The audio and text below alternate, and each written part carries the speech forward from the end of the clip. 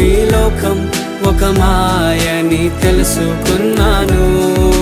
ఏది నా సొంతం కాదనుకున్నాను. తప్పిపోయిన కుమారుని నేనైతే నా కొరకై నిరీక్షించే తండ్రి నా యేసు. తప్పిపోయిన కుమారుని నేనైతే నా కొరకై నిరీక్షించే తండ్రి నా యేసు.